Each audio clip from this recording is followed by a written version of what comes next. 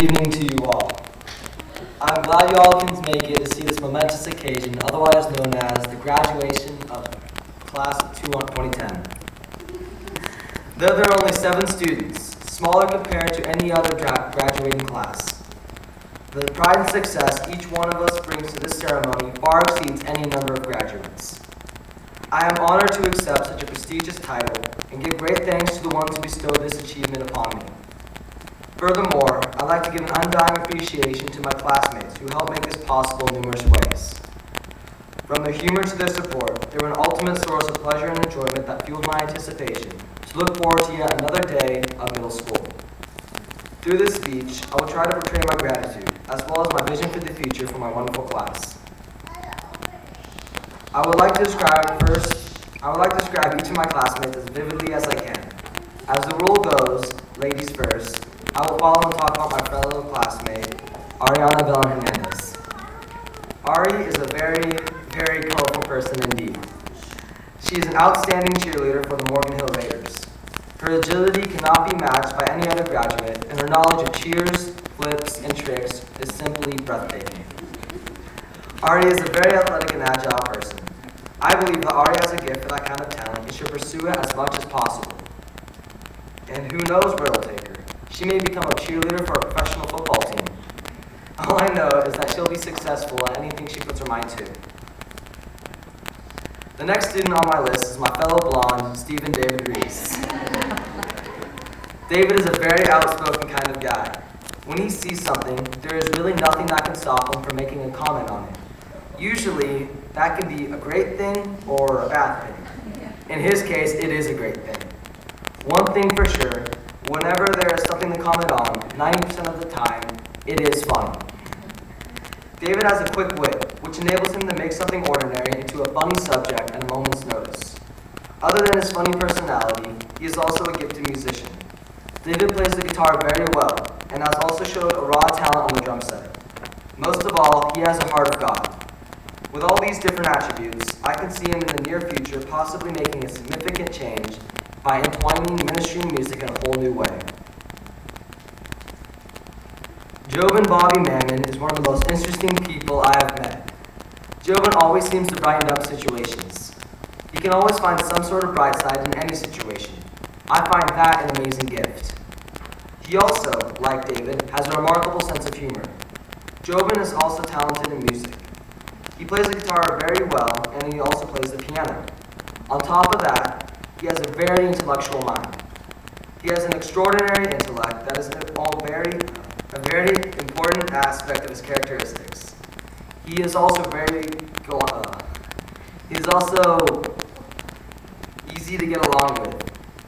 These traits make him an excellent communicator, and that is something that will help him for the rest of his life. He may become the president. All I know is that he can be a strong politician if he puts his mind to it.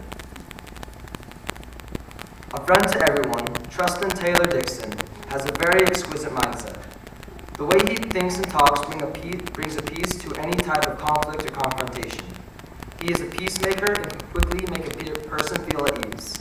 Eclectic and unique, Trustin has his own original style. His attitude is one of those that will fit into any type of mood, allowing him to be himself in every environment. He has a quiet confidence about himself, joined by his graceful acceptance of others, making him a solid character and friend. All this, along with his natural charm, Trustin is positioned to be very successful in business or any field he chooses to pursue. Almost everyone here knows Dakota Shane Hale Duggan. Dakota, or as class likes to call him, DK, is an easygoing and laid-back kind of guy, but is always ready to get involved and help out. He also has a very broad imagination that he shows through his drawings and creations. When he is asked a given task, he simply gets it done. No questions are asked. DK is also very resourceful and has an engineering mind. He can make something quite handy out of the smallest and most unusual items. Combining all of the skills DK has portrayed over the years and his strong interest in video games, I can easily see him becoming a great manager and CEO of a very big game company. Our latest addition to the 8th grade crew, Connor Joseph McNulty, is a very relaxed and nice guy. He has not been around as long as the rest of the class, but he has quickly fit in without a hitch.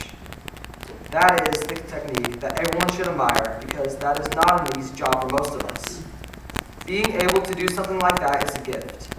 He can immediately adapt and participate in whatever the community is doing with ease. Connor is also a free spirit, not really caring or swaying in the wind based on what others may think of him. That makes him able to master so many situations. Connor will be a leader someday of many people, like an army, supporting him. As for me, I am honored to be valedictorian of the class of 2010. I have worked very hard to achieve my educational goals, and I'm so grateful for this opportunity to share my thoughts with you. I enjoy acting, and hope I may make it into the movies or on Broadway someday. As a class, we are entering a whole new world of life and surprises. Most of us have never been to a big school because we went to CrossFit most of our lives. I am proud to say that each one of us knows that we have each other's backs, and if anything were to occur, we will be there for each other. High school is a very different story compared to middle school, and we should all be prepared to face challenges along the way. While we are excited to go on to the new horizon, we look back at what we are going to leave behind and the fun memories we had over the years.